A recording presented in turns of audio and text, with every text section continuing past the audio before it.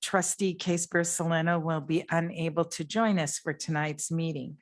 We have a quorum.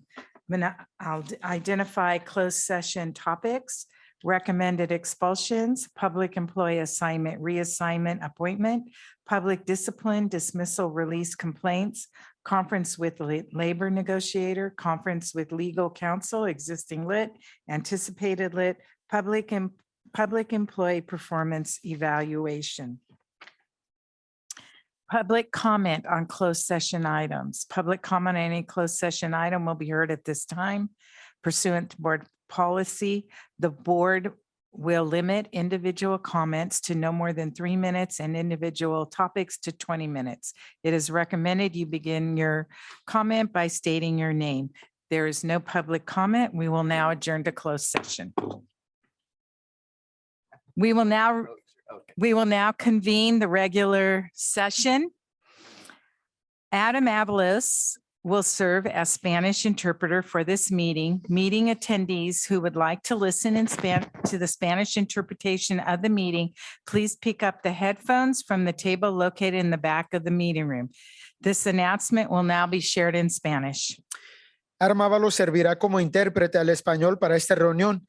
Invitamos a los asistentes de esta reunión que desean escuchar la interpretación al español, el ir por audífonos a la mesa ubicada al fondo de esta sala de reuniones. Thank you. This meeting is being webcast live and recorded. The recording or webcast may capture images and sound of those attending the meeting. Members of the public wanting to provide public comment on items listed on tonight's agenda, we recommend you fill out the public comment form, the green form located on the table in the back of this room. Please hand the completed form to Delia Smart, board manager, before the item comes up on the agenda. We recommend you complete a separate form for each agenda item that you'd like to comment on. Ms. Smart is sitting in the table in the back of the room. Members of the public providing public comment, please use the microphone on the stand located in the front of the room. And I will now lead you in the Pledge of Allegiance. Please stand. Ready, salute. I pledge allegiance to the flag of the United States of America and to the republic for which it stands, one nation, under God, indivisible, with liberty and justice for all.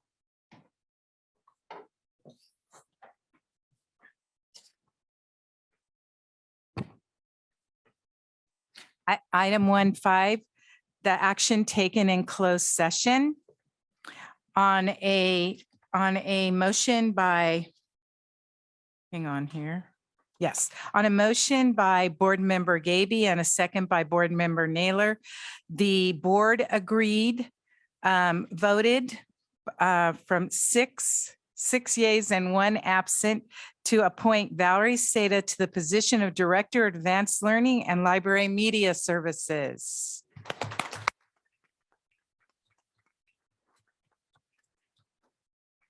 There she is in the back. Valerie Seda currently serves as the coordinator of Library Media Services. She has been employed with Visalia Unified School District for a total of 16 years, where she has served as a social studies teacher, content literacy and media teacher on special assignment, library media specialist, and library media manager. She also worked as a social science teacher for 2 years at the Alpa Unified School District and a teacher librarian at Carmel Unified School District for a year. Ms. Seda holds a Bachelor of Arts in Political Science from Fresno State University and a Master's of Library and Information Science from San Jose State University. She holds a single subject teaching credential, teacher library service credential, and an administrative service credential. On behalf of the Board of Trustees, congratulations to Ms. Seda.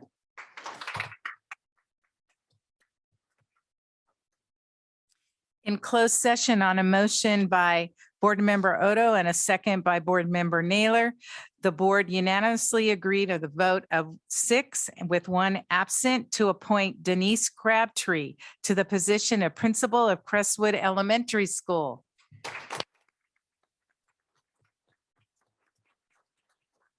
Denise Crabtree currently serves as the principal of Royal Oaks Virtual Learning K-8 program. Ms. Crabtree has worked for Visalia Unified School District for a total of 22 years, where she has served as an assistant principal, elementary school teacher, and a middle school intervention teacher. She also worked as an elementary school teacher for a year at Williamson County School in Tennessee and taught 2 years at Moses Lake School District in Washington. Ms. Crabtree holds a Bachelor of Art in Liberal Studies from Fresno Pacific University and a Master's of Arts in School Administration and Educational Leadership from Chapman University. She holds a multiple subject teaching credential and an administrative service credential. On behalf of the Board of Trustees, congratulations to Ms. Crabtree.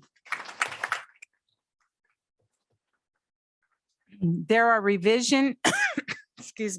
there are revised meeting handouts for this evening's meeting, enclosure 11, 13, and 14.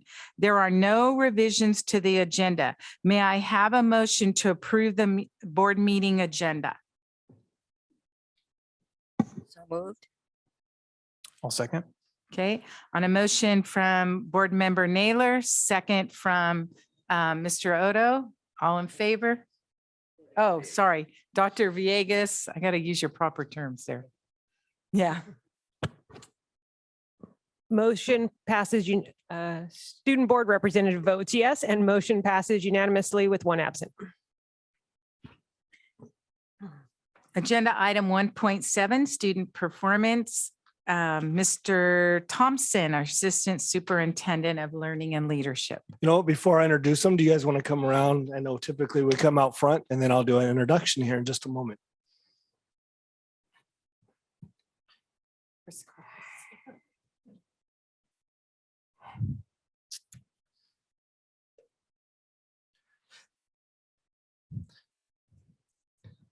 As they're finding their seats, would you guys join me in welcoming? We have Golden West High School Advanced Orchestra to our school board meeting this evening.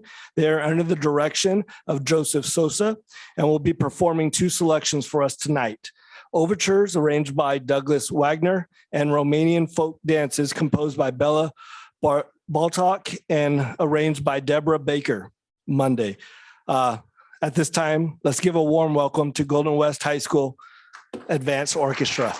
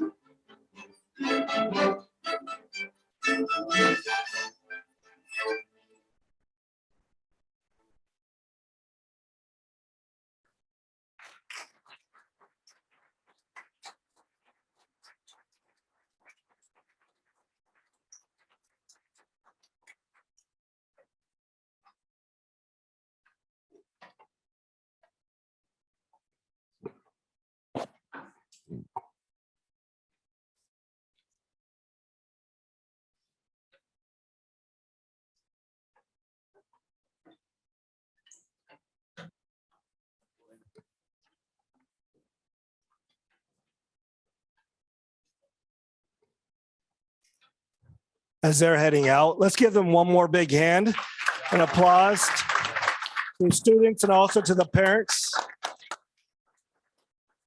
And just give us a moment as we reset the boardroom. It'll take us just a couple minutes and we'll get started with the board meeting. Thanks again, Golden West Orchestra. Item 2.1, Visalia Unified School District's matriculation to College of the Sequoias. Dr. Brent Calvin.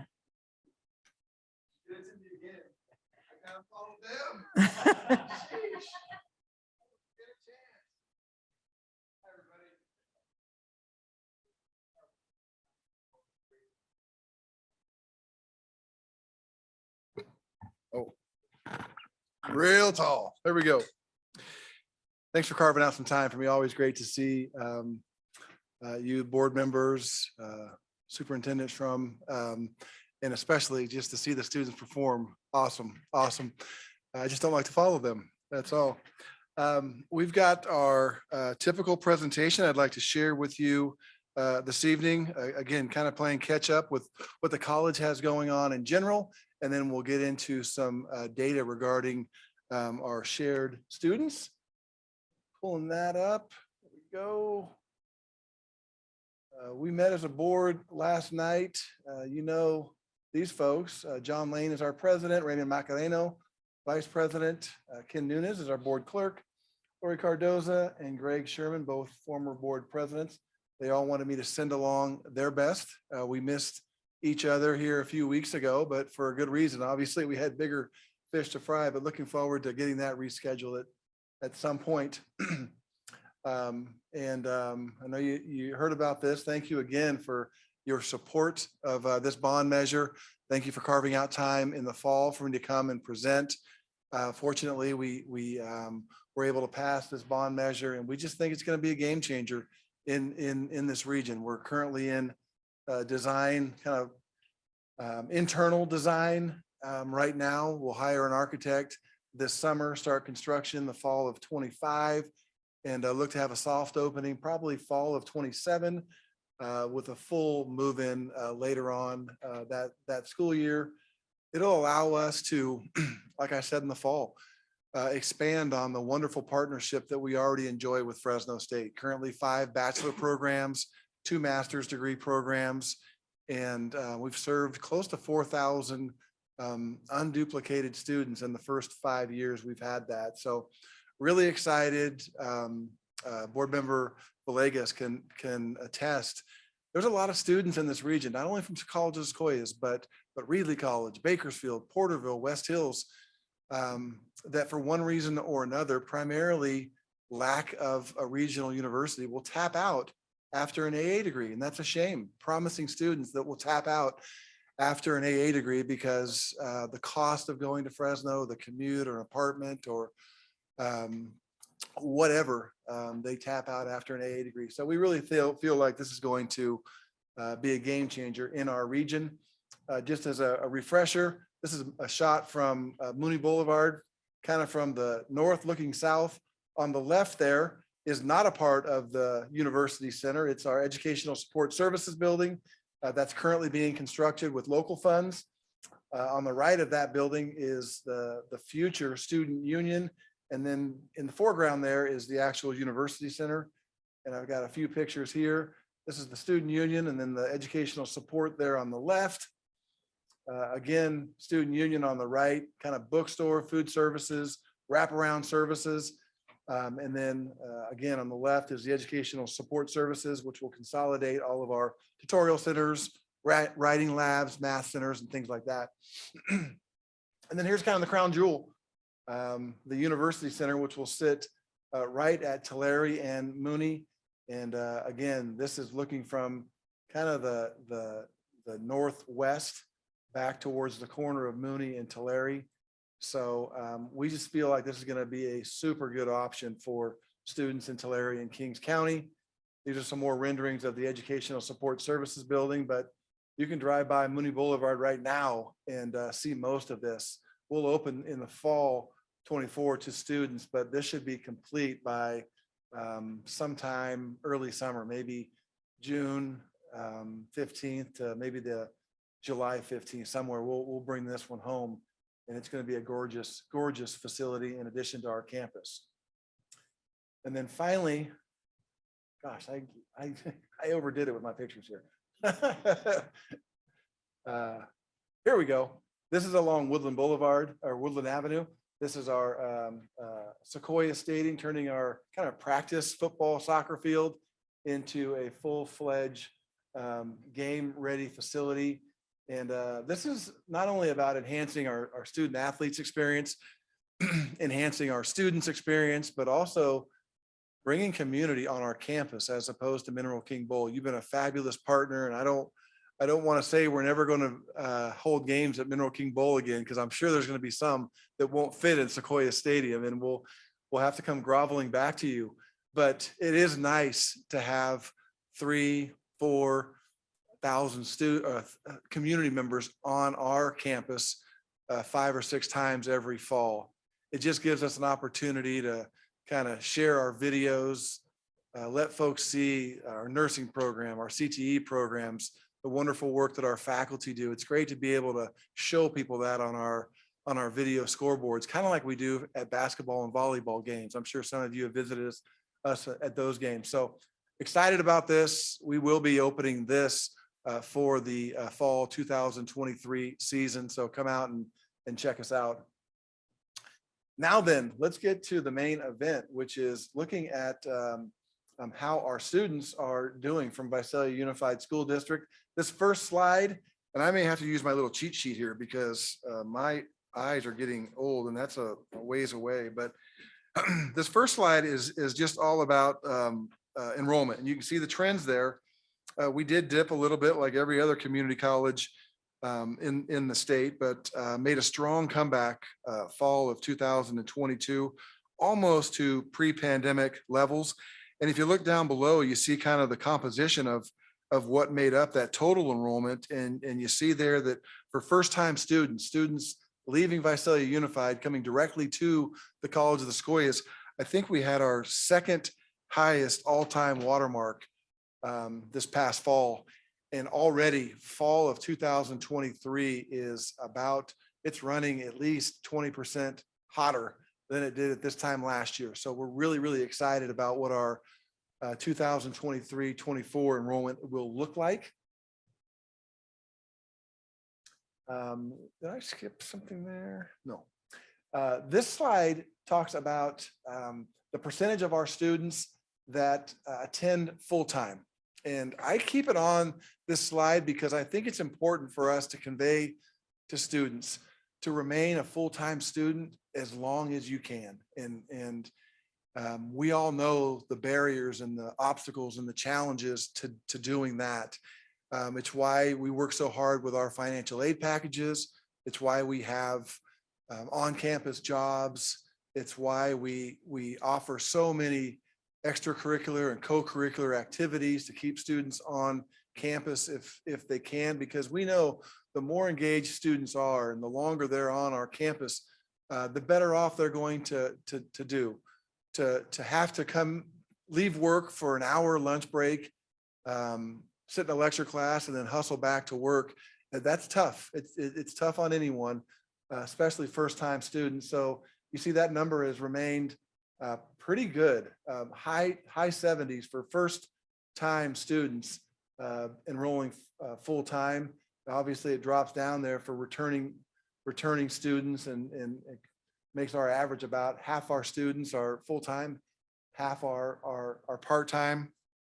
And I think I've got down the right-hand side, I think we list the most popular majors, and business is up there, and then science and math is up there too, which is always a nice thing to see. Nursing always factors in, as well as teaching as well. This is related. This slide is related to AB 705 and now AB 1705, which replaced the standard take one test the summer before you enter college, and that determines where you start your English or your math sequence.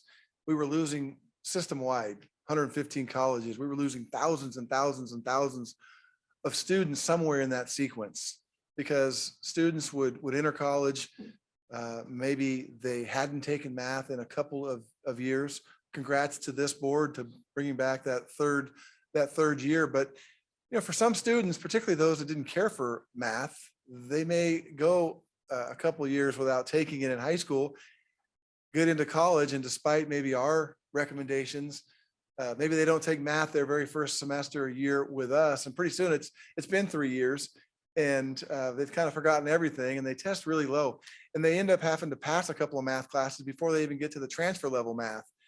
And so AB 705 did away with those tests for English and math. It allows us to place students into transfer level math or transfer level English based on their overall GPA in high school, as well as their experience in that given class, either math or English. And you can see the results. We've been able to place 100% of first-time students from Visalia Unified into transfer level math, and then 80% of first-time students into transfer level English. And that's with or without support. There's a threshold there where we recommend support. Some more support's open to anyone. Support would be another 1 hour per week support class, a little bit like, if you remember the old lesson about Toyota just-in-time manufacturing, where the fella on the assembly line didn't get the part he needed until just the moment he needed it. And that's kind of the way it is with our math support or English support, is that the very week that you're going to be learning about fractions, you'll have an hour refresher the week before just to help you remember and get through those classes. And so it's not a perfect situation.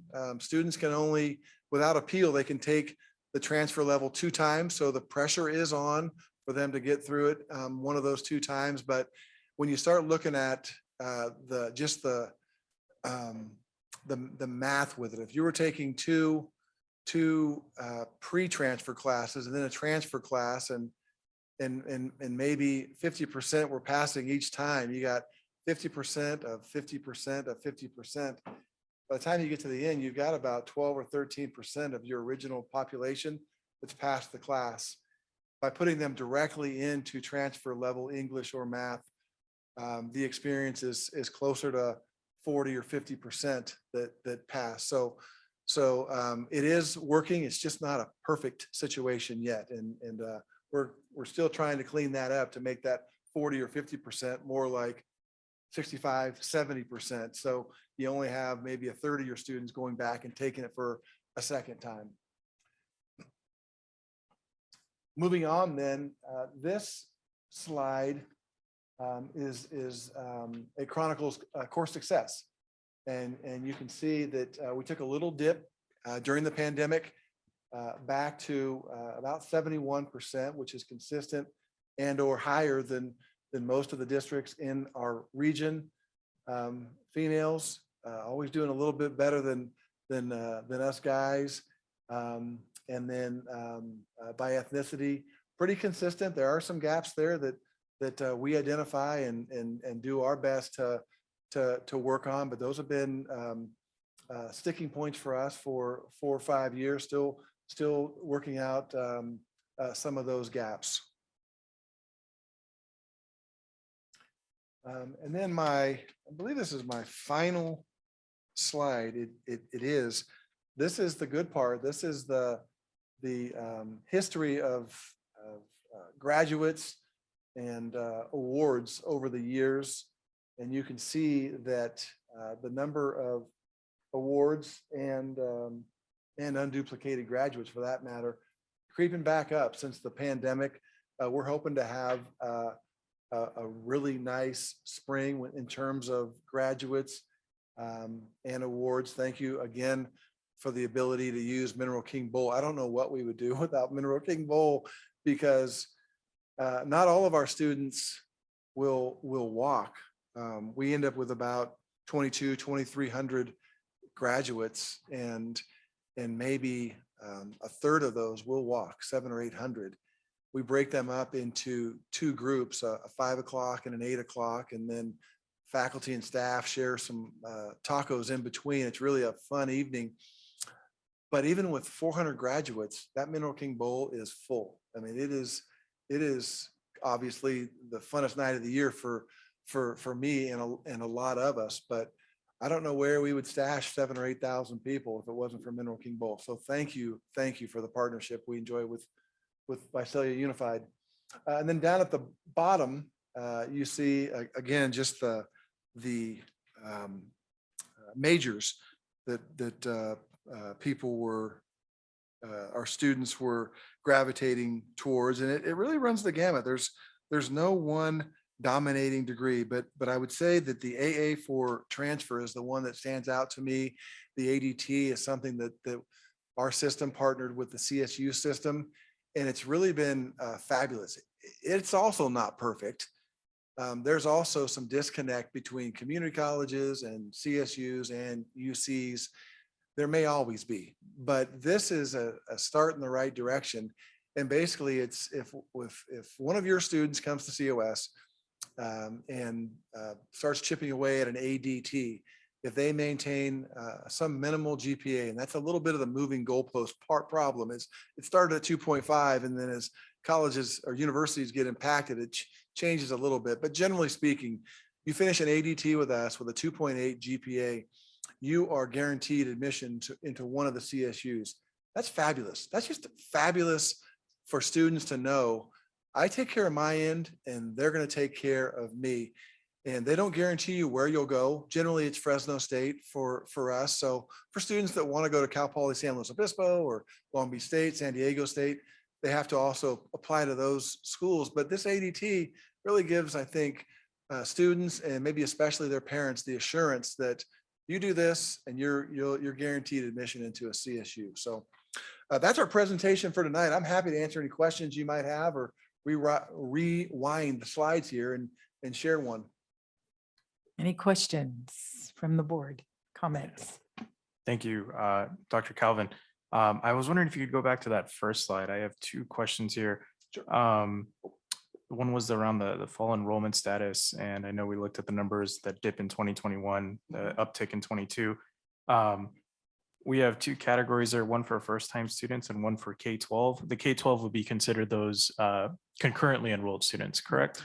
Yes, exactly, Dr. Okay. Vegas. Either dual enrolled students or concurrently. or the concurrent enrolled. Gotcha. And, you're all aware, but for our audience, dual enrolled high school students are those that take a college class during their high school day, and concurrently enrolled students are those that take a college class either online or after hours. Absolutely. And so one interesting kind of data point I wanted to Mhm. point out is that fall 22, we had an all-time high, even going past those pre-COVID numbers of dual enrolled or concurrently enrolled students at 465. I'm wondering, one, do you expect this number to continue growing in the coming years? And then two, a more kind of community college-based question. Now that we have new legislation that's pushing for this kind of unilateral pathway to a CSU or a UC, which I'm sure you're very familiar with, do you see that impacting concurrently enrolled students or high school students in terms of what we're going to advise them to take in the future? And just for context for folks, previously to this year, there are kind of two main pathways that community college students would take. The IGETC if they're trying to transfer to a UC, and I forget what the other one is called for the CSU. It's a different acronym. We love acronyms, right? Yeah. But now there's this attempt to have one uniform kind of pathway, right? So I'm wondering, do you see that impacting students in any way? So I think initially it'll take our counselors and high school counselors a moment or two just to get kind of their advice polished up a little bit. But long term, I don't. I think we'll settle in to whatever comes out of this work that's being done currently by the three systems, community colleges, CSU, and UC. I think that's much needed. I don't think it'll be as clean initially as we'd all like to see, but it'll be a step in the right direction. And I don't see it impacting greatly. I think it may even clarify the path a little bit for students, because right now, sometimes I think students maybe have the impression that, well, if I have to take a class at COS as a junior or senior, then I have to go the community college route. That's not the case at all. It's knocking out a college requirement, whether you come to COS or go to UCLA. And I know many of us have our children have taken part of that. I'm sorry, Dr. Legas, what was the first question? The first question was, do you kind of foresee a greater increase in concurrently or dual enrolled students, given that we had, the highest number this last fall? I really do. And I think for whatever reason, I think Visalia Unified was a bit slow out of the gates on this, but making up for it right now. I know Superintendent Shrum has made it a priority to do some special things within the district to kind of put the infrastructure in place, one of which is having master's degree teachers available to do that work. And it's not an accident that we ticked up. And I just think that over the next couple of years, that number is going to increase exponentially. It's just a matter of, can we keep up with it? Because there are some limitations, obviously, from our side of things as well, in terms of what the state will fund us and the ratios of high school students to college age students and some things like that. But otherwise, I think it'll continue to grow. Great questions. Mrs. Naylor? So with the dual enrollment from the state, have they upped the number or that percentage for students? Because I know the state's pushing for dual enrollment also. Have they They are. adjusted that a little bit? The main limiting factor that we have is we have a hard stop number in terms of our funding. Hmm. So if a hurricane hit Houston and thousands of students ended up in Visalia for one reason or another, it's my understanding that the school district could in fact get paid for those additional students. The College of Sequoias could not. We have a hard stop number that we don't get funded at, and if we exceed, and we traditionally have gone over that. There have been times in our history where we've gone significantly over that, and there's some challenges there. It always seems like about the time we go, if we outkick our coverage too much, as they say in football, about that time they pull back some budget from the entire system, and we've been kind of left holding the bag. So good fiscal management policy tells you to stay within a couple percentage points of your cap. And so that's just the challenge for us is the last thing we want to do is not fulfill our responsibility to your graduates that are now coming and want to get out in 2 years. Like, we hold that near and dear. If someone trusts us to get their AA degree, we want to make sure they're in and out in 2 years. And so we've got to kind of keep the main thing. And then if that's a 1A, then dual enrollment has to be a 1B, but not by much though. I mean, we're committed to dual enrollment, but doggone it, we're still a college, and we need to make sure that if your graduates come to our place, we're getting them out in as quick a time period as possible. President Gamoyan? I have Yes. one. Dr. Klein, I also appreciate though how COS has been a part of our push for CTE to actually help, particularly like at VTech. So thank you so much for partnering with us, even if it's just a class in welding. Yes. We'd like to see more of that as well. Thank you. Not all community colleges have invested like the College of the Sequoias has in all of their CTE. I mean, each of our 3 campuses has at least one and really multiple CTE anchors, whether it's healthcare in Visalia, in Hanford, it's public safety, and then in Tulare, it really runs the gamut. We had the room there to house 10 or 12 CTE programs: HVAC, electrical, construction, automotive will be moving there, industrial maintenance, industrial technology. We've invested $40 million on a CTE complex that we just broke ground on. Several of you were there, including Trustee Belt. So we're really excited about our investment in CTE and feel like it's a great investment for this region. And taking a student that has all the aptitude in the world, but maybe just not the interest in conventional 4-year degrees, and then getting them involved in high-paying, high-demand jobs. It's a beautiful thing. And so we're doing a ton of that. So thank you for recognizing us. Mr. Shrum.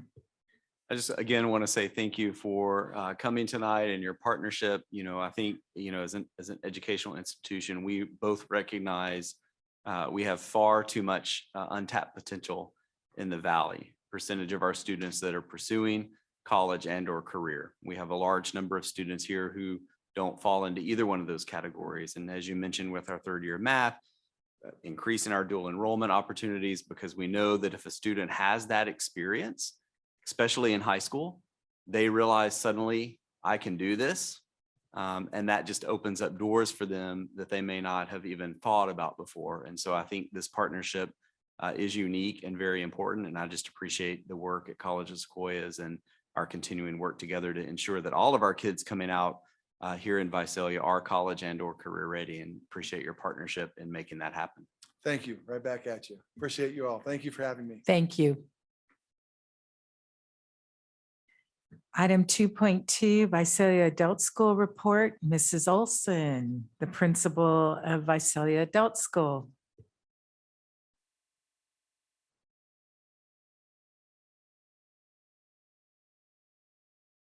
So we go from the tallest to the shortest.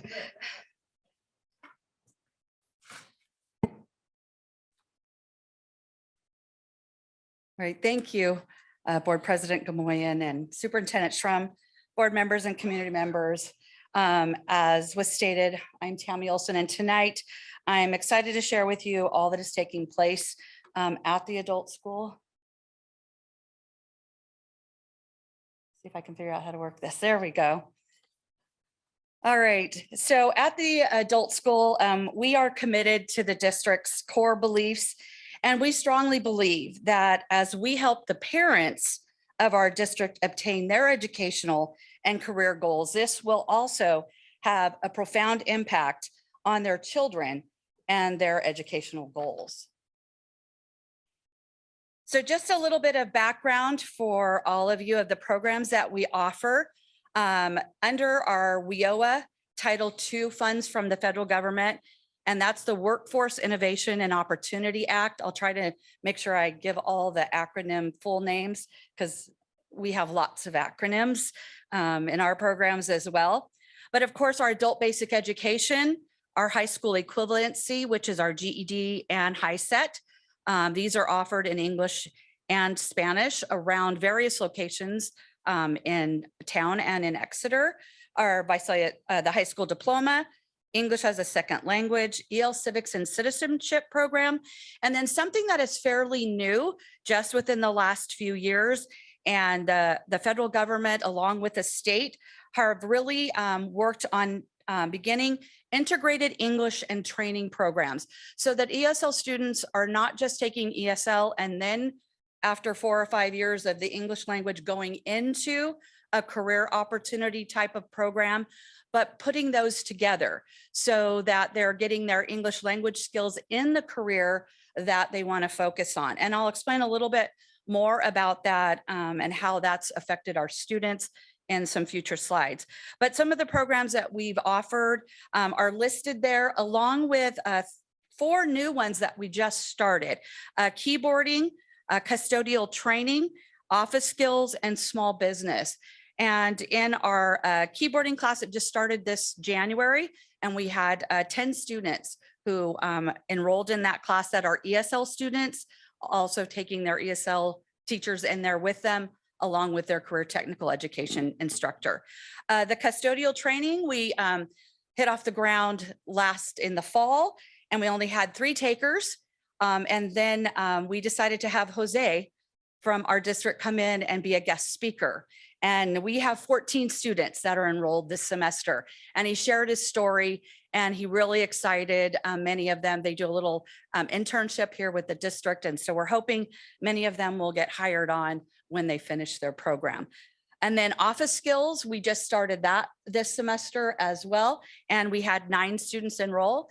And we are also hoping those will become some VUSD employees in the future as well. And then small business ownership. We started with 2 students last semester for the first time, and that grew to 15 students this semester. So getting the word out to our ESL students that there's opportunity for them in their programs to learn English as well as a career at the same time. We think this will just continue to take off. The next slide here is our career technical education programs. I'll go through them very quickly because I know we're on a tight schedule here for time, but our administrative and clinical medical assisting, basic construction, basic electrical, custodial training, medical billing and coding, our certified nurse assistant program, office skills, which thanks to Jim Sullivan, we were able to add that to Sequoia this year. And our office skill teacher goes over and does a period at Sequoia High School. And then those students receive a certificate for office skills when they finish that. And so then they could go out after they graduate and get a job. The paraprofessional training that we partnered with for VUSD, programmable logic controller, small business ownership, our vocational nursing program, which I'm happy to announce we had our accreditation just in February, and they were accredited again for the next 2 years. It's a 2-year accreditation, and they come back and we had 0 violations. So we are very excited about that. That's a hard thing to do with the BVNPT. And then of course, welding, and then our adults with disabilities programs that we partner with ATP through VUSD, and then at the Creative Center and at Able. And then, of course, our Justice Involved students, where we have classes at Bob Wiley and South County in HISET, Basic Electrical, and Warehouse Logistics. The next slide has a lot on it, so could take me probably 20 minutes just to go through all this data for you. So I just am kind of going to touch a highlight since we don't have a time to go through all of it. Again, we're pretty much looking pre-pandemic to current, and that's what all of that covers. As of February, our current enrollment was 2,627, and we run many of our classes on a quarter system. So we had some classes that started in March that this count does not include, and then we'll have our summer offerings. So we're hoping to end up where we were at in 21, 22, when there is low unemployment rates like there are right now in our region, which is great. But people are working, so they don't always want to come back to school, or they can't juggle school and working at the same time with their families. The next few slides I'm going to go through is our continuous improvement plan. These are our SIP goals that we have to report to the state annually, and then we have to also report on how we're doing with those. So our first one was our short-term CTE. And we wanted to increase the enrollment in our CTE programs and our certification pass rates over this year. I can't give us an update on the pass rates because all the classes haven't finished yet, but I did give you a little bit of update there of what our enrollment was for our CTE programs as of the end of February. Again, this does not include the students that just started right before spring break, because I had to have the slides in before then. So in 2021-22, we had 533 students who went through CTE programs. And as of February, we had 611. So that was an increase of 15%.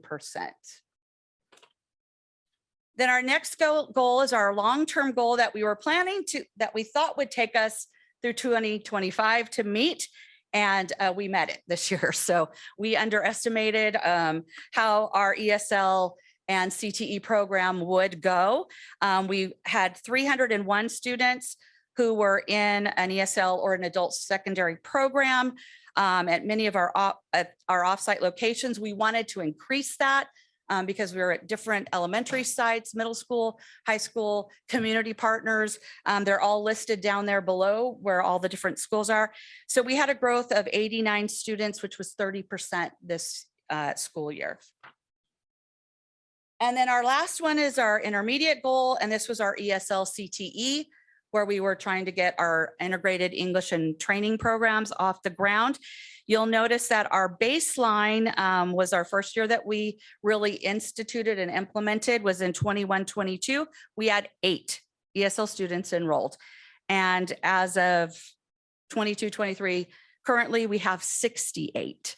So we were very excited. That kind of blew our intermediate goal out of the water, which we had one more year for. So what we have to do now for the state is come up with 2 new goals for next year instead of 1, since we met both of those goals. Next, just a little bit of information. Our funding is different, and the way we are funded and how it's calculated is different. We are not ADA based. At the adult school, it is all performance based. And so we do benchmarking, we test, we pre and we post, and completions of diplomas. All of those things factor into how we receive our federal funding dollars. Our California Adult Education Program state funds are a fund that is given to us based upon past performance, but also past bottom lines. That is probably going to be changing here in the near future because they're looking at new funding formulas. They do that about every 8 to 10 years. In adult education. I'm sure John will talk more about that. And then we have our Workforce Investment Opportunity Act, Title II, WIOA. That's our federal dollars that we receive. We had our reapplication that was due in December. We received that funding. And so now we will have that funding for the next 4 years. And so that's what helps us. And we are able to provide all of our adult basic education and high school diploma and all those for free. ESL is free. IETs are free for ESL students due to that federal funding that we receive. We do charge fees for our CTE programs that aren't sponsored, but we also have a lot of sponsorships. So those students are sponsored either through the Workforce Investment Board, Employment Connection, JTO, CalWorks, a lot of different organizations that sponsor students that can't afford. We have Perkins funding, CalWorks funding. We receive LCFF, thanks to the district for providing our janitorial and things like that, and that we don't have to pay for those. And then we also, in partnership with the Tulare County Sheriff's Department, they help support the teachers that we have out there with that funding that they also receive from as a WIOA Title I partner with us.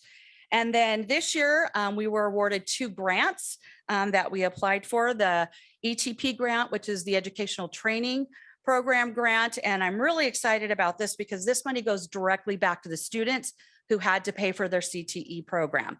And I need to check with Nathan, but I was told my check of $100,000 should have come in this last week so that we can then disperse that to the students. And the student had to complete their program in the medical field. It's for all of our students in the medical field. They had to complete the program.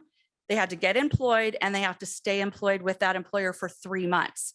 And then at that time, they are awarded. So many of our CNA students who finished in October, LVNs are just now, many of them have passed their licensures and have been hired, our medical billing encoders, and also our medical assistants. So they will be, those students who had to pay out of pocket will be refunded that funding through the ETP program. And so then they can go on and further their education and use those funds for that. And then the CAI grant, which is a California Automotive Initiative grant, and that we're partnering with a business out of Fresno to provide soft skills, job placement type of skills and things for their employees. And so it was exciting to be able to participate in that with them. Now, what's new? What are we doing new at Visalia Adult School? We had a lot going on. We finished our modernization project in the fall, which added another lab for our medical programs, which we greatly needed. Our VN program and our CNA program were sharing a lab. We've grown the CNA program, and we're looking to grow the LVN program over the next 18 months. And so that is completed. We have started offering COS courses. COS is offering courses on our campus. And we're doing this for a couple of reasons. Our ESL students have a hard time leaving the nest.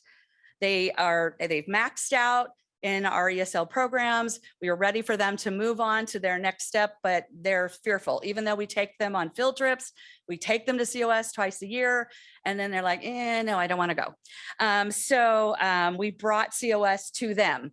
And so COS offered a Child 42, which is part of a transferable child development type course, even if they want to go on into education.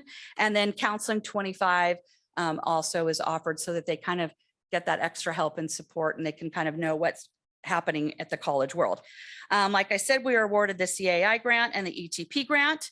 And then we also became members of the Smart Automation Certification Alliance so that we could offer some more online certifications for students in any of the automation industry.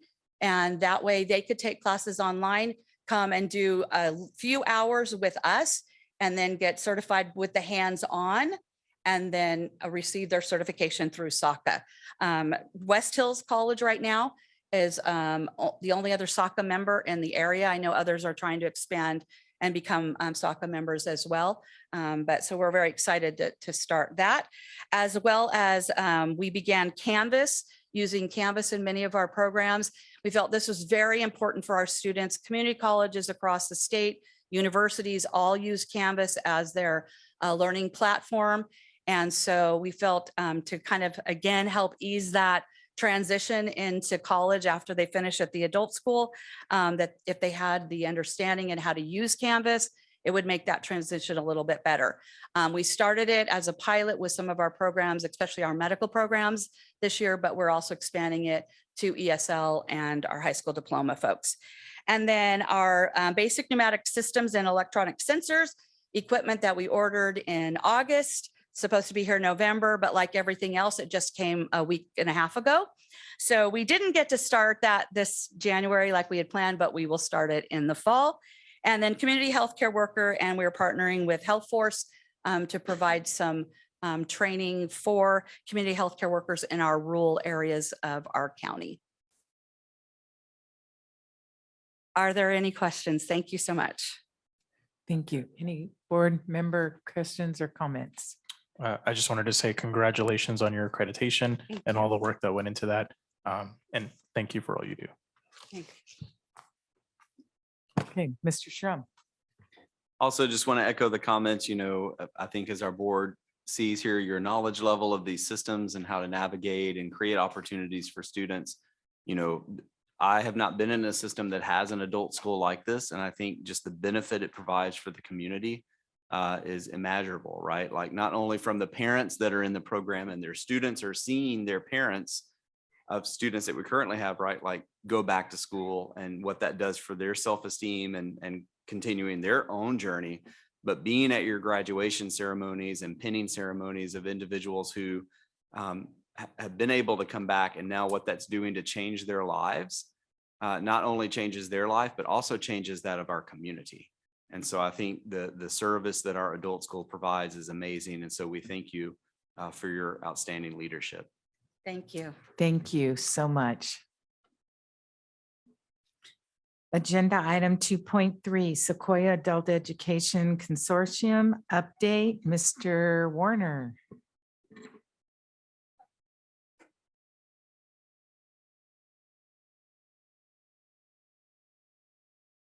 Thank you, Board. Superintendent Schrum. It's a pleasure to be here tonight. It's been a while since I've been able to come in and talk to you about the consortium, something you house right here out of Visalia Unified. And I've got a few slides for you. I think I brought them. Before we get going, so Tammy's humble about what she does. She didn't tell you that apprenticeship grant with the automotive part manufacturer out of Fresno was just over $1 million. That's an impressive grant for an adult school that size. So my name is John Warner. I'm the executive director of our Regional Adult Education Consortium. And what we do is we facilitate the coordination of all the adult ed programs in the Tulare and Kings County, mostly region. I'll show you a map here in a minute. We follow the COS boundaries, but we're housed out of Visalia Unified, which is our fiscal coordinator. Little background on where these consortium came from, and that's what I'm here to give you guys tonight. Just a little bit of that history. In 2012, there was a report released by the Legislative Analyst Office that talked about the need to restructure adult education. Tammy said it happens about every 10 years. We're at that 10-year cycle right now. There's another report out. We're going to do it again here pretty soon. Not as extreme, but it'll be a little shift coming. In 2012, they recommended then that we take adult ed and bring it together with the community college system and the regional economic workforce development boards and local economic development interests in a region like a county or two county area. Out of that came the Regional Adult Ed Consortium model in 2015. We spent a year planning for that, got a bunch of money to do that. We landed them in 2015. And our job was to take that piece of education, post-secondary education, and align it and get it working better for the communities that it serves. So for us, it stretches out pretty far, about 2,800 square miles. In that process, they created 72 original adult ed consortium. There are 71 remaining. One folded and was absorbed into, it's up in the far north, was absorbed into their neighbor consortium. We stitched together then in that system, leveraging about, it's $9 million then, today about $11 million. We stitched together these regional partners or members that all have a voting say on our consortium board, including the college and 10 school districts, Visalia being one of them. What we've been able to do is align all of it. Sorry, I feel like I'm leaning over really far on this thing. We've been able to align our programs, whether they be adult basic ed, adult secondary, which is our high school diploma and GED type programs, career technical or ESL, all across the two county, Tulare and Kings County region. That in itself provides a lot of options for students because the population we serve tends to be very mobile. The cool thing about it for Visalia, and I think what you guys should be really proud about, is some of the benchmark for how we do that came out of this district originally back in 2015. Tammy just told you about all the cool stuff that they do at Visalia Adult School, and they've really continued to be a leader program for the entire consortium. And that's elevated communities for us like Corcoran, Alpaugh, Farmersville, Exeter, Lindsay, and some of our other neighboring programs, which was really exciting for students. This is a map that shows Tulare County, Kings County. That's a map of COS's boundaries, just to give you an idea. It's got all their wards in it, but it gives you an idea of the ground that we cover from Alpaugh and Corcoran over on the west side of the valley to Lindsay, Wood Lake, Cutler, Orosi on the east side of the valley, and everything in between. So Hanford Adult, Tulare Adult Schools, part of that that map as well.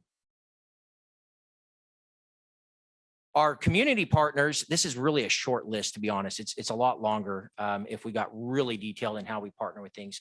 But our community partners stretch beyond the 10 school districts and the college and the workforce development boards of Tulare and Kings counties, right? These are partners you've seen participate before with the school district in different ways. Tammy mentioned quite a few of them. You know, Visalia and Visalia Adult School handle jail education for the Tulare County Sheriff's Department. In Kings County, that would be the Kings County Sheriff's Department. And then we work with the library. We work with county rehab folks. Tammy said, you know, Title II, there's 3 other titles to the Workforce Innovation Act. Title I, that's Adam Peck in his office. Title III, which is going to be folks that need some unemployment or retraining, and then Title IV, which is rehab. We work with everybody that participates in those 4 federal titles of the Workforce Innovation Act. We pull Porterville Unified into this through their adult school as well. While they're not a voting member of our consortium, they're so similar to what we do in Tulare County that we bring them with us and they align with some of the work that we do as well. They're actually part of the Kern Consortium out of Bakersfield, but have a little bit more in common with us than they do Bakersfield. And Danube is part of State Center out of Fresno, but again, a little more alignment with us in Tulare County because of the Workforce Development Board. Okay, so Tammy mentioned a lot of these programs. This is a high level look at them. I'm going to give you some numbers from last year here in a slide. I think the next slide's got those numbers. A lot of times when I talk to people about what adult ed is, they think it's where you go to get your diploma or your GED because you didn't get it in high school. And that's really not our biggest program that we have in adult ed in the region. We do other things. ESL is very popular. Tammy was talking about IET programs. What we're starting to do now is blend ESL with career technical training into one experience for the students to accelerate them. So instead of, I don't know, for me in high school, Spanish was learning how to describe everything in the kitchen. And then when I had to start learning Spanish as an adult, it was actually doing a job. So we just flip that and do it with English to make it work a little quicker and get people to employability faster. We have our regular short-term career technical training, like the nursing programs, the welding programs. There's culinary arts programs over in Tulare. What we're real proud of as a consortium and has been a priority of my board in the last couple of years is to land career technical training in our small rural communities like Farmersville, which now has a construction trade career technical program. Cutler Orosi is bringing one online, and Lindsay will be as well soon. We'll be doing the same soon. A few others listed up there, adults with disability. The biggest part of that program is right here in Visalia, citizenship prep. And you know, one of the IET, again, Tammy's so humble on the work that she does over there. One of her IETs that she mentioned was small business, right? So you learn English while you're learning how to be an entrepreneur at the same time. That model was borrowed from Immigrants Rising and Central Valley Immigrant Integration Coalition out of Fresno. We modified it to fit the federal legislation of adult ed in the state definition. It was then picked up at the national level through COABE, which is our Coalition on Adult Basic Education in partnership with IBM, and it became a national model for adult ed, small business, or entrepreneurship ESL classes. That started at Visalia Adult School, and IBM's invested a ton of money into that thing. It's like everywhere. So cool stuff. I'll brag about Tammy some more. She's doing great work. Numbers from last year, you know, adult ed in California had a dip through COVID. 2021 was a dip. We're starting to see numbers climb back out for adult ed, starting with 21, 22. And again, you can see the biggest program up there for us as a consortium is going to be the career technical education training programs. I know a lot of times we think it's diplomas and GEDs. And while that's a healthy program, the big stuff that's been really popular post-pandemic has been those types of programs that recession-proof or pandemic-proof a student for employment purposes. So diplomas and GEDs are still very popular, but career technical training is really rising in popularity. We anticipate that ESL number will continue to grow, particularly as we integrate that career technical training piece into it. And that's going to be the wave of the future for adult ed. I wouldn't be surprised if next year Brent gets back up here and talks about IET at COS as well. It's coming to the colleges too. They always lag us a little bit in adult ed. They're slower. It's okay. Last slide. Any questions? They told me to go really fast for you guys, and Brent and Tammy used up all the good time, right? Board members, comments, questions? Quick question, and I think it's wonderful that you all have this partnership with Civic and this model for the rest of the nation. With that being said, I know sometimes among communities, there's a misconception, like if you're undocumented, you maybe don't qualify for adult education or you have to pay, et cetera. It's true that all of these classes are available to anyone regardless of documented status, except maybe citizenship, right? Well, citizenship particularly would be for an undocumented person, right? We're going to help them get ready for that assessment. And while we can't give them legal counsel, we do connect them to pro bono legal work in partnership with San Joaquin Valley School of Law, actually. Right. So yeah, everything there is open to an undocumented resident. The caveat to that would be when someone goes for employment, there may be some sort of requirement there. So I'm thinking maybe a healthcare field. So that's a conversation that we would have with the student on the tail end. Look, if we're going to go down the path of LVN and invest all that energy, we might want to think about, is there a citizenship solution we need to work at the same time? Perfect. Thank you so much. Mr. Shrum. I just want to also, since these reports kind of go together because it's all about how are we moving our students along our continuum, but then also what are we doing to help and support students that may have been lost along the way, right? Bringing them back in adult education. The consortium, when I first came to Visalia, I kept hearing about consortium. I'm like, I don't know what this is. It's very confusing. Consortium, And so I appreciate John taking, vast amounts of time to help bring me up to speed and explain, how all this works, the funding, the support provided. And again, just the partnership between you with our adult school, and then what this does at the state level to make sure our voice is heard around what we need to do to make sure supporting students who may have already graduated, or, maybe they didn't graduate, or, how are we helping our communities be healthy? And this is just yet another way of how we've partnered with local districts and across the state. And I can tell this group here, having worked with John, we have an amazing advocate at the state level when it comes to these programs. Again, just like we saw with Tammy, like your depth of knowledge in how these systems work is critical. I know your voice is heard at the state level. And so I think that's important for Visalia and for Visalia to know. And so we appreciate your leadership. Thank you very much. Absolutely. Yeah, it's Visalia has been able to play a role in shaping ed code policy at the highest levels for adult education. And even some of the stuff Brent talked about, AB 705, as students that may be at risk move into a college setting as well. It's just critical work. Yeah. Thank you. Thank you, Mr. Warner. Item 2.4, adoption of instructional materials, high school AP English, first read, Assistant Superintendent of Learning and Leadership, Mr. Thompson. Good evening. Good evening, Board President Gamoyen, Superintendent Shrum, board members, community, and staff. I know we've talked a lot tonight, so I'm going to keep it fairly brief, but this is a first read here. So this is informational only at this time. We'll come back 2 weeks from now for an approval on this one. Chuck's getting me there. So the first one I want to talk about is advanced placement English language and composition textbook adoption.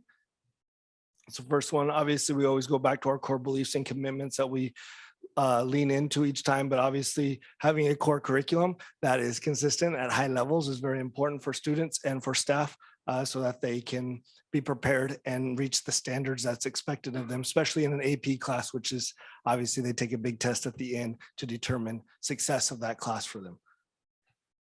So just wanted to share, obviously, this is looking into adopting a new textbook and a timeline that we wanted to be clear with our processes that we had. What precipitated this one was in the fall of 2020, the College Board updated the course and exam description. That led us into a December looking to do a feedback form. Spring, bringing a couple adoptions to the district where teachers went through, vetted it. The teachers that do teach these courses, that know these courses inside and out. Then actually doing a pilot section with the opportunity for students to give feedback on relevance, on the pertinence of the ease and the usability of the books. And then also giving the community time to look at them, view the books, and have that opportunity as well, and then bringing it here today. So the two books that were brought forth was AMSCO Advanced Placement Edition, English Language and Composition, and Bedford's Freeman and Worth Ideas and Arguments. So these were the two that were brought forward to be looked at, to be worked through, to see which one was the best fit for us. This is the process. We use a rubric. It's really small writing for you to see, but the rubric is basically a 5-point scale that the teachers that teach these courses were able to weigh in on. So after they were looking over these books and looking at basically, I'll give you a couple of things they were looking at is the program has access to various practice tests that align with the real AP test. That has components that are presented in multiple formats in a manner that helps student learning. So they're looking at specific components to each of the curriculum to ensure that it's the right fit for us as a district, for our students and going forth. As you can see here, they rated the AMSCO at a 4.53, and they had the ideas and argument was a 3.85. So at that point, the decision was made to go ahead and pilot and begin to work with students on the first one, since there was such a big margin of error, or margin in between the two on that. So we went forward with that one. So this is student feedback on the AMSCO pieces. They were asked questions on, is this relevant? Is it relevant? Is the online platform useful? Is it helpful? Overall difficulty, and then writing supports inside the program. As you can see, the blue there represents a 5, saying that it was high, that they felt like it was strong. The green was that they felt it was very low in. As you can see, there's 245 students that took it. If you look at the blue and red, which is high and high as it could be, and the next highest, you can see across the board, students ranked this very high, that they felt like this was a relevant resource and there was a good curriculum for them to access and to ease of use. So we did have it out at the VLC or right across the street here, and also had a digital text available for families as well from February 6th to March 6th. We didn't get a ton of feedback on that. That's something I think we need to continue to look at, is how do we continue to create access for our public to see that as well. Again, this is a first read. So if there's any questions or someone wants to preview that, let us know. And so make contact with us and we can get that to you. So this is what we're requesting. Again, this is a first read, so there's no action tonight, but we're looking for an 8-year adoption on this. That would be for these 11 teachers that are teaching that. This would be the student editions of booklets, everything set up, the teacher editions, professional development, barcoding of the books, all the things entailed. But again, I want to jump down to the professional development in year 1, actual training on this with the company, getting that also continued for years 2 through 4. And getting then after that request as needed for additional support, because you can't just drop a curriculum and say, here it is, that's good to go. You need to have training with it. If not, you're not going to maximize the use of it and also the success rate with it. So that is, I will stay for any questions, but that concludes my report. Any board comment or questions? Mr. Sherm?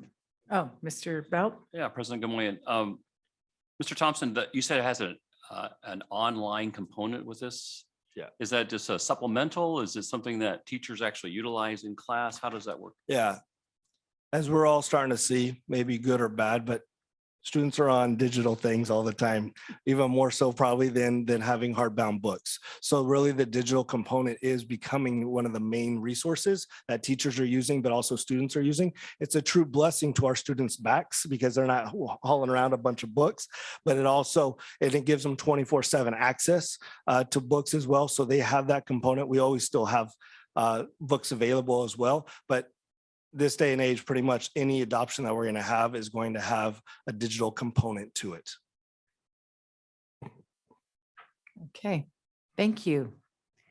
Item 2.5, adoption of instructional materials, Spanish for Spanish speakers, first read, Assistant Superintendent of Learning and Leadership, Mr. Thompson. Yeah, so I'm going to kind of jump right through this process. Again, you might ask the first question of Spanish for Spanish speakers for grade 9 through 12. Just like we have students that are English only speakers that learn Spanish or learn Portuguese or learn other ones, this is an opportunity for students that their native language is Spanish to continue to learn. Just because we speak a language doesn't necessarily mean we have the writing skills behind that. We have the reading skills behind that. This is a pathway for students that are primary Spanish speakers to start off to, obviously they're still accessing their English education, but they're doing this, and this also leads to them to be by literacy seal that helps them and to move forward. So this is, again, Spanish for Spanish speakers. This is that material here. Again, core beliefs, we need to have quality curriculum and resources so students can access that. That's so important for high levels of learning. Again, our timeline here, we had adoption committee 2022, worked through that, requested publishers to give us that met the criteria to come show us what they got so that we could work through it, determine which ones are the best ones that we felt fit our district, pilot it, get the students results, put it on display for the community, and then get consensus and bring it here to the meeting so that we can have our first read and move through our process. So the options that we were looking at was Vista, Carnegie, and one-way education. Again, those kind of rose to the top. And again, that's kind of what we get. We look at it all and then make some determinations there. Again, you might ask, well, how do you make that determination? Well, again, using a rubric, right? So we're not just doing this in a shot in the dark. It's very consistent, very methodical on what they're looking for. And so if you look on the left-hand side, there's Spanish for the teacher data there. When they were looking at these 3 different programs, they're looking for alignment with world language standards, which is very important. The assessment piece of it, program organization, access and equity, teacher support, and then their score at the bottom. Again, here we had a clear winner amongst the teachers on that end of it at a 4.7, which was a one-way education. So that was why that was determined to go ahead and pilot that with our students. We had 264 students that provided feedback here. They're giving an overall rating. Again, they're not asked the same questions. They're asked questions on engagement. Is this engaging? There's an ease of use? Is it easy to use? Online platform, is it helpful? The rigor of it, the authentic tests, text, and then access to vocabulary. So they rated it as well as they kind of worked through it, looked at it, and gave us feedback as well. So teachers' response on this, 63% of them said, I was a part of this decision. I was excited about this decision, and I'm looking forward to being a leader and implementing it. Most others were saying that I'm confident in this textbook and I'm ready to move forward with it there. So students, one thing they highlighted was just the illustrations in the textbook, which we know when we're doing language does matter, right? Illustrations matter when we're looking at things as we're developing language is important. That it was engaging, that it caught their attention, that it was involved. It wasn't just a book. There's more to it than just that engages the students. So here's our request our recommendation is one-way education program invitation 2324. We're looking for teacher resources, digital resources for teacher and the student, class set of student textbooks, and then additional texts. It is longitudinal, which is really nice for our program because it builds upon itself. We do have a couple of years of Spanish for Spanish speakers so that they can continue to develop their skills. This has a nice continuum that the team felt very confident with that really scaffolds and builds. With that, I'll take any questions. Again, this is a first read, so no action tonight. Board comment or action? All right, thank you, Mr. Thompson. Thank you. Item number 3, general public comment on any school-related topic may be heard at this time. The board asks that any public comment on an item listed on tonight's agenda be addressed at that time. The item comes up for discussion by the board. To comply with the Brown Act, California's open public meeting law, board discussion is limited to items on the agenda. Therefore, when receiving public comments for items not on the agenda, the board's role is limited to receiving such comments, and the board may not engage in dialogue with the public.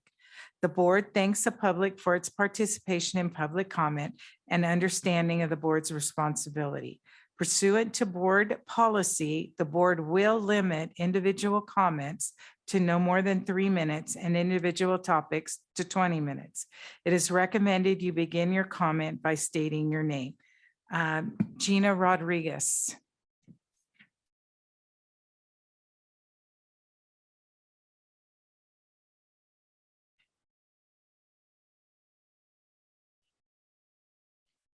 Good evening, Superintendent from Visalia Unified District Trustees. I'm here tonight as a parent and as a concerned community member that lives in Trustee Area 4.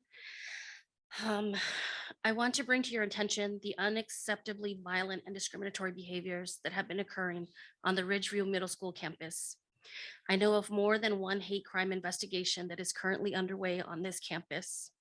I can't stress enough that it is appalling that children are both the victims and the culprits of such behaviors at our schools. Several students have been taunted and threatened with overt racial slurs and discriminatory comments and actions. Speaking up by the young victims of these crimes has only brought on retaliation and further harassment, and they are in fear of going back to school. There is a need for immediate action on this campus that not only includes the students that are involved, but also the staff, the larger student body, and parents. Singling out individual incidents has not yet put an end to these behaviors.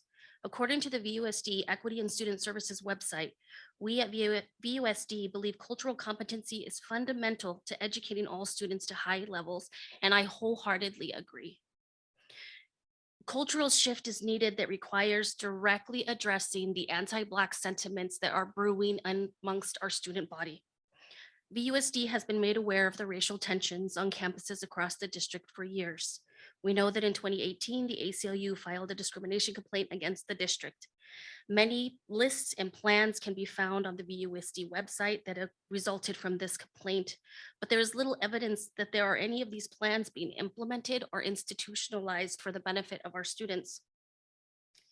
When I called the district to ask about which of these ACLU's recommendations were in effect, the person at the other end of the line was unable to answer my question and promised that I would be called back. It has been several weeks and that has not been done. The safety of Black students and students of color at Ridgeview and on campuses across Visalia Unified requires that concrete changes be put into action immediately and that leadership at these school sites be fully invested in having the challenging conversations. And I know they are challenging and I know they're really hard to dig into the things that build into this, but they are necessary. And making time, the time needed to provide a safe and educational environment free of racism and discrimination. I ask for your support tonight to take action to ensure all students are safe to learn and thrive in Visalia Unified Schools. Thank you so much. Thank you. Hang on one sec.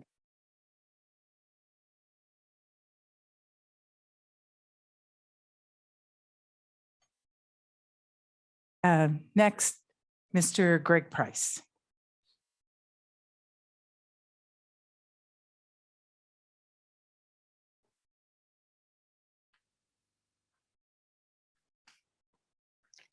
I like that the timer was up there, because then I can actually see if I'm running out. So that's helpful. Good evening, Superintendent Shrum, Board President Gamoyen, and School Board. The VUTA Board of Directors has taken a position on a very important issue. The VUTA Board has determined that any time a student threatens a school or person with gun violence or threat of explosives, that student should be at a minimum suspended every single time. The safety of our students and staff should be our #1 priority. Unfortunately, the world we now live in has changed, and these threats are not always idle, and we expect each threat to be taken seriously. Last week, as an example, a student in an elementary school threatened to bring gun violence to their respective school. Thankfully, BUSD responded with action that we would like to see every time. That student was suspended. Visalia Police Department, VPD, was called, and VPD did a threat assessment. VPD determined the threat was not credible, which would mean that they didn't have access to firearms and wouldn't be able to carry out the threat. We want VPD to make a home visit each time a student threatens violence against school, students, and staff. In addition, we want the student who's making the threats to get counseling and support as a follow-up to each incident. This is not just a Visalia unified issue, it is a Visalia issue.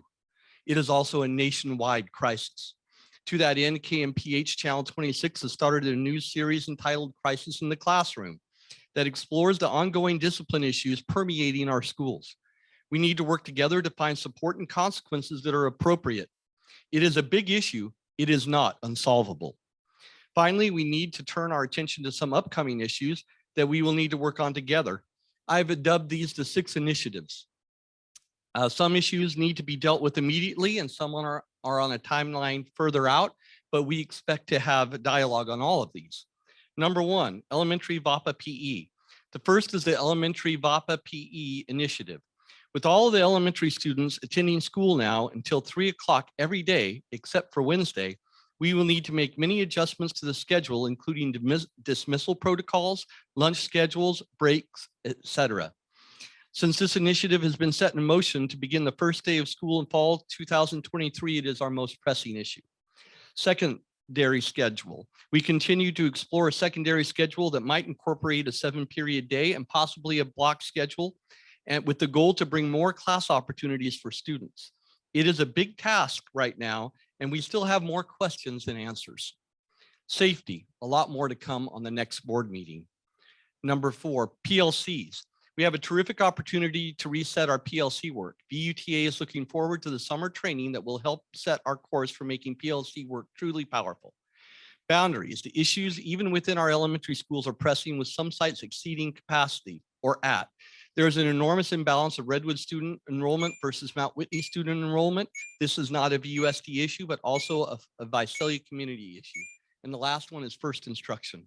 Nearly half of our teachers are in their first 5 years of service with VUSD, and we need to emphasize better first instruction. That will ease the need for intervention if we have successful education. Thank you, Mr. Price. Thank you. Next, Crystal Reynolds.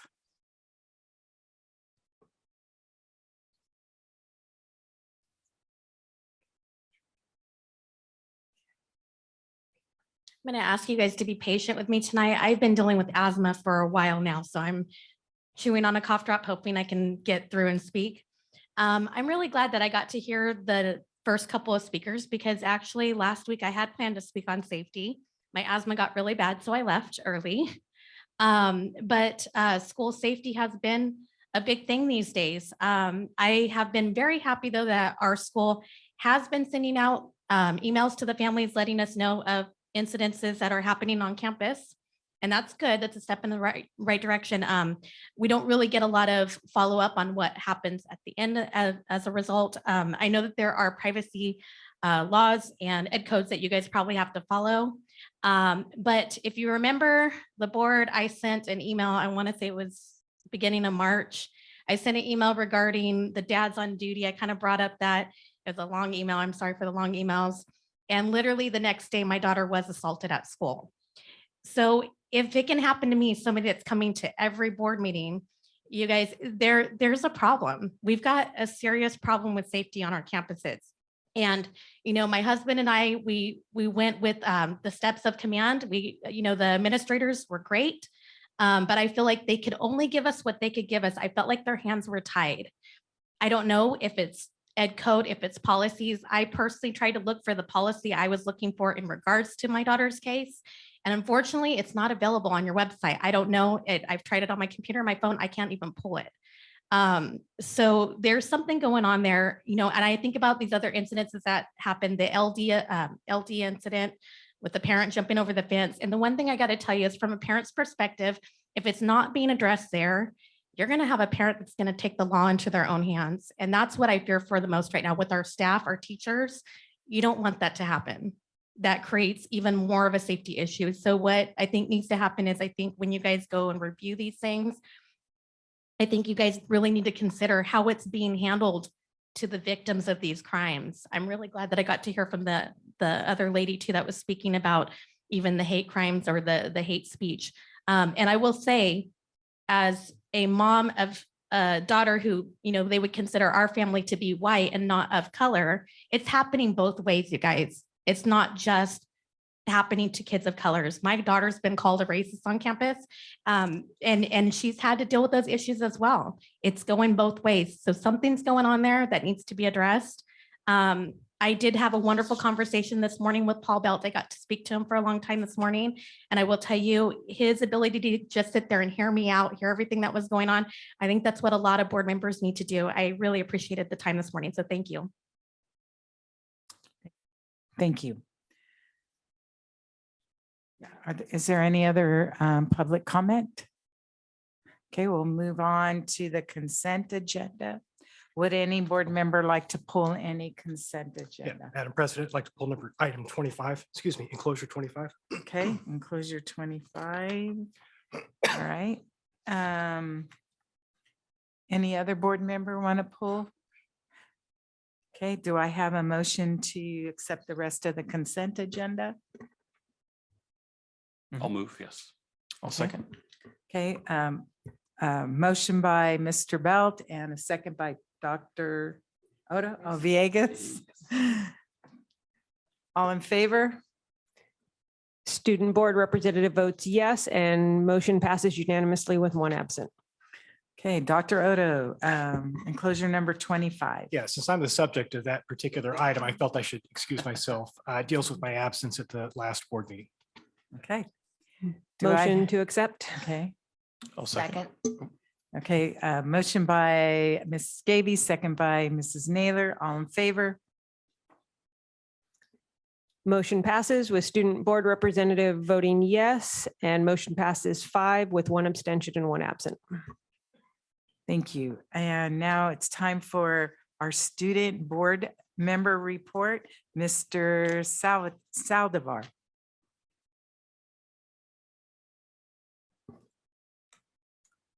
El Diamante celebrated student achievement, athletics, and VAPA at the spring rally. The dance department hosted their annual spring show Illuminate, featuring performances from all levels on March 30 and 31st. We had class officer elections on the March 24th and elected class presidents for each class. And a few other applicants were accepted. LD's annual co-rec volleyball tournament was a great success with over 100 students playing. The teacher versus student game was held on March 31st, with the teachers earning the win. Golden West, for the first time, held its Battle of the Classes rally, in which representatives from each of the 4 classes on campus went head to head and crowned the junior class as the victors. Golden West High School and band had great success at their second CMEA festival on March 29th, where they received a unanimous superior. Golden West hosted a track meet on the 24th, which was well attended and enjoyed by all. Coming up on April 20th through the 22nd, Golden West High School drama program will be performing their musical, The Lightning Thief, at LG Williams Theater. Mount Whitney ASB held the annual Mr. and Mrs. Pioneer competition. Nominees participated in lunchtime activities, learned a group dance taught by senior Elevate members. I don't know how to say that, sorry. And showed off their talents at a rally. The Mount Whitney dance program held their annual dance show. They went full out in showing off their talented dancers and featured many campuses programs such as ASB, band, choir, and pioneer partners. Powder Puff signed up kicked off this week. Each class will have a team of 10 girls with grade level coaches, and they will play a game of flag football. Championship game will be held on Friday, April 21st. Mount Whitney Jazz Band received a unanimous superior at their jazz festival. Redwood class of 2024 hosted a successful student car show and had over 32 entries. The winning categories were best overall, most unique, 4x4, lowrider / hot rod, and at least I have a car. The Redwood class of 2023 hosted Powder Puff in the MK Bowl, where the junior and senior girls battled it out during flag football. The class of 2025 is hosting the all-school talent show on Friday, April 14th in the Rotary Theater.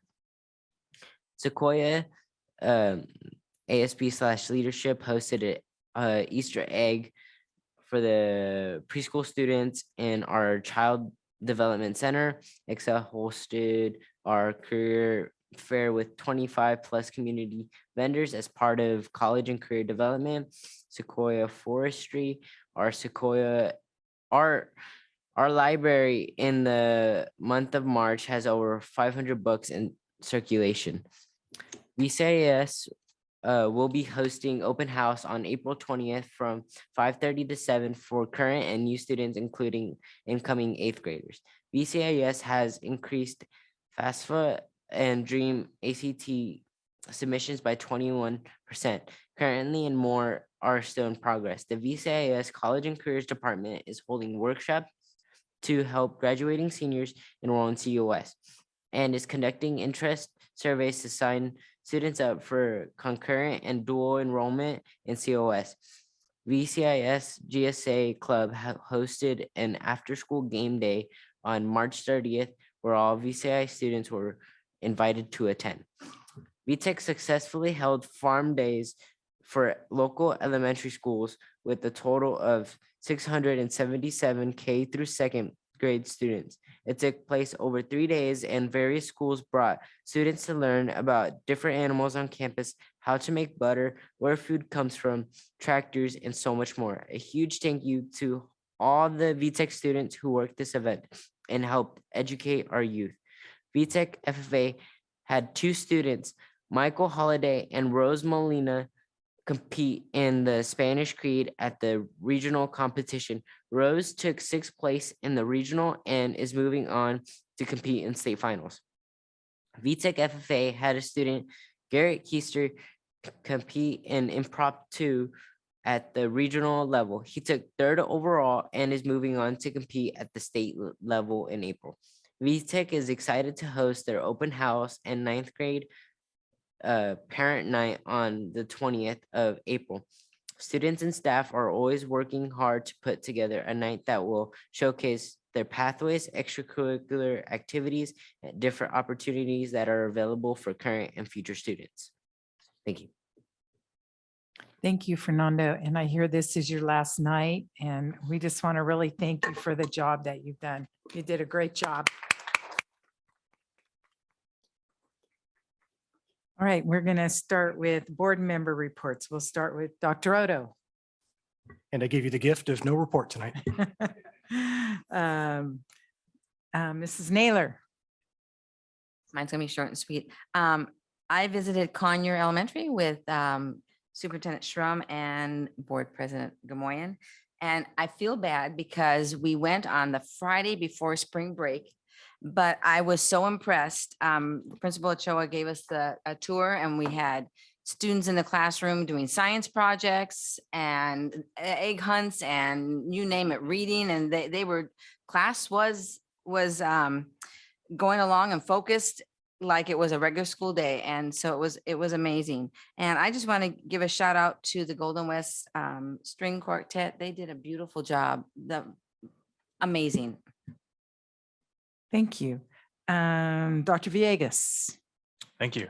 I'll be visiting some sites this Friday, but I'd rather use my board member report to plug the Music of Mexico at Golden West by the orchestra, which you all saw tonight. We're going to have Mariachi de Jalisco, Gonzalez Dance Academy. It's going to be at the Visalia Fox Theater, May 19th, 2023. It's at 7 p.m. Doors open at 6:45 p.m. So please go on out and support our students and community. They did a phenomenal job today. Actually talking to Mr. Bishop, it was originally supposed to be a quartet of just 4 students, but when the rest of the students heard, they all wanted to come out and perform. I said, that's amazing. So I love it. Thank you. Mr. Belt. Thank you. A couple of things I got firsthand on how the Raptor system works, which I had heard about. We've talked about it for a long time, but I'm now in the system. To go on the campus at Redwood High School, I had to swipe my driver's license, take a picture on the iPad, and was presented with my little visitor pass, which when scanned, every administrator on campus with the app knows visitors are on campus, how long they're there, and if they leave or not, because they scan again. I'm excited that that is going to be the norm at all of our campuses. So that security system is coming and getting in place. And thank you for all the work Eric and others have done to make sure that this gets done. The discipline protocol that we were sent last week, I've had the opportunity to actually disseminate this to several parents to encourage them that, you know what, things don't just happen on our campuses by happenstance. It's not just one way for some students and a different way for other students. That consistency is what we're trying to do for every student and every parent and every family group. And so if you've not availed yourself to this, it's on our website. It's worth reading. There are some discussions that we need to try to organize it a little bit simpler so that you can walk through it thoroughly and understand it well, but we take it seriously. How can we not just make things safe, but how can we improve behavior? But I am concerned. We have a heart condition that's a culture thing. And I don't mean culture meaning Hispanic and others. I'm talking about a culture meaning America. And the city of Visalia is not immune to that. And so we need to do everything we can on every level possible to improve heart condition of our students so that it isn't a norm to use slurs or any kind of bullying of all types and all levels, so that every student is able to be safe and secure.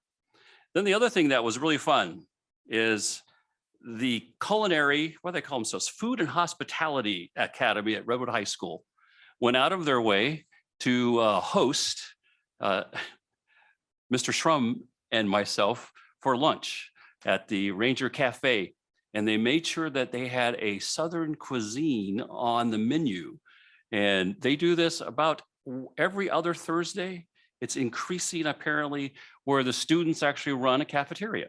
They learn not only how to make the food, but how to actually present it, how to take our orders, how to seat us, like any really fine restaurant. We had hush puppies. Is that what that was? Yeah, okay. And went way out of my keto diet. And the peach cobbler was actually very well done. And it was fun to see Dr. Richard not only enjoying it, but bragging about what they're doing in the entire academy. So wonderful to see what our students are learning. And again, more of that CTE possibility too. Thank you. And Mrs. Gaby. No report. I have no report. Mr. Shrum. All right, well, thank you. And yes, good job on the Southern cuisine there. That was nice to see our students doing that, a little like home, right? This is my home now, but glad you like the hush puppies there.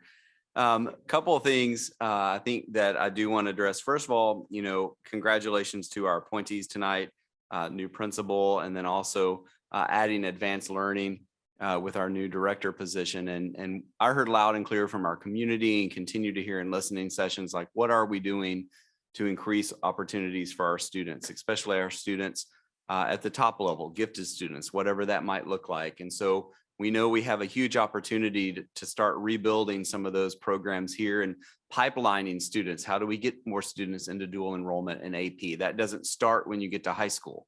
It doesn't start in middle school, right? It starts in TK, right? And so what are we doing to make sure all of our students have experiences as our core beliefs and commitments talk about? So I'm excited about what that's going to do for our district.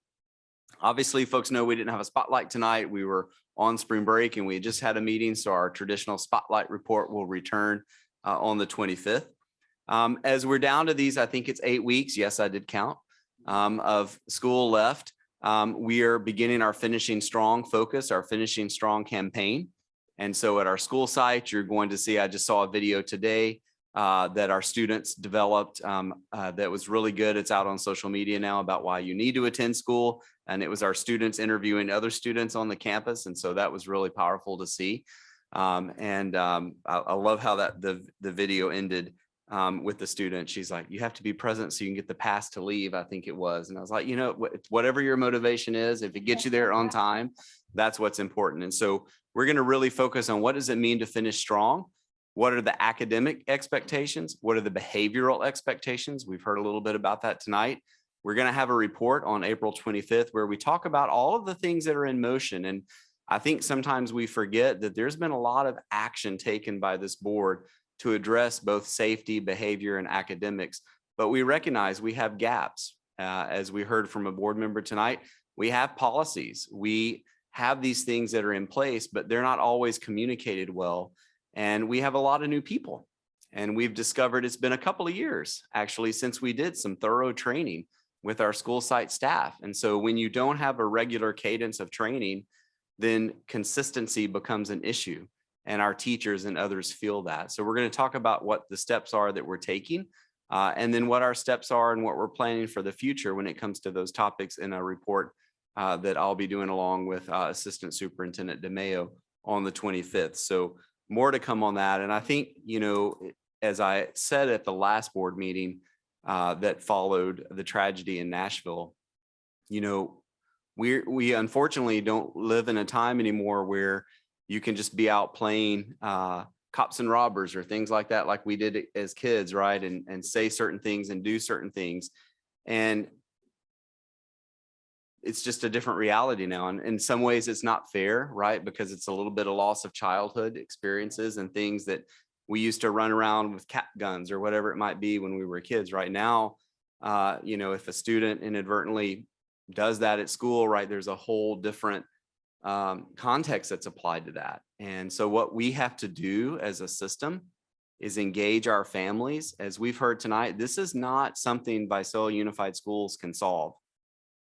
We just can't, right? We have to have the community. We have to have families talking to students. We have to have parents taking responsibility for what comes out of your child's mouth, right? And knowing what's acceptable and what's not acceptable. We have to build a culture in our schools where everyone is valued, no matter what they look like, what they're affiliated with, right? Because that's what we have said in our core beliefs and commitments. And so I go back to that document because that is not something that existed in its current form prior to this year. That has been the journey this board has been on. The board has declared our core beliefs and commitments that talk about safe and secure environments, among other things. They've clarified a theory of action.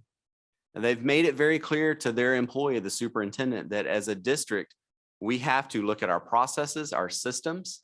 We have to improve them where they need improving. We have to create those that may not be, you know, that we need to create that may not exist now. And then, but most importantly of all that, how do we ensure consistency and communication exist for those things so that every student knows, every parent knows, every teacher knows what the process is? Because when you have those processes that are transparent, everyone knows what their responsibilities are, right? What is the responsibility for tier 1 behavior in a classroom? What is who's responsible when it, you know, that doesn't work? So all of those are things that we have, but we recognize we have improvements that we need to make in consistency and clarity. And so I look forward, I'm actually looking very forward to being able to talk about some of that in our board report on the 25th, because I think our community will gain a lot of reassurance from these things that Assistant Superintendent DeMayo and I will speak to. So, but I did want to take a minute to acknowledge that because as we heard, you know, tonight, we do live in a changed world in a way, right? And so how do we make our schools as safe and secure as possible, but also recognize we have ed code, we have law that we have to follow, and at the same time, developing our students' understanding along the way, and our families are critical. Again, I just emphasize in our community as well, We're thankful. We have an amazing partnership with Visalia Police Department, an amazing partnership with the city of Visalia. And so those are things that we need to continue to strengthen. PTA, right? I just had a PTA meeting today with our Parent Teacher Association. Only a small handful of our schools have an active Parent Teacher Association. That's yet another way that parents can be involved. And so those are all things that we have to do that you're going to see. I would imagine your feedback is going to help shape that, because that's going to emerge as themes in our strategic plan. And so that's what's really important. Look forward to that work. So I just wanted to take a minute to share a few of those things, because yes, we have challenges, but we have many, many things that are in place now that didn't exist even probably 2 months ago. And so I think that just says to me, we've got to do a better job of making sure those are on our campuses, that we're communicating them, that students are taking advantage of them, and that our teachers and staff know our policies, our processes, and our procedures, and we're clear and transparent about them. So I look forward to that work alongside our union president and that partnership to continue to make sure we're creating the conditions for not only every student to be successful in the classroom, but it's our job to make sure every teacher is successful as well. And so that's the work we're engaged in and committed to continuing. So having said that, I also thank everybody for coming back from spring break. Thank you for coming back. We, again, about 8 weeks to finish strong, to get kids across the stage, to get kids to the next grade. The amazing work that our teachers do every day. I look forward to being in your classrooms, working alongside you and supporting that work. And so that, Madam President, that concludes my report. Thank you. Item 8.1, administrative panel recommendations, recommended expulsions. Do I have a motion? Motion. Second. Okay, motion by Mrs. Naylor, second by Dr. Odo. All in favor? Student board member abstains and vote passes unanimously with 1 absent. Thank you. This meeting is adjourned.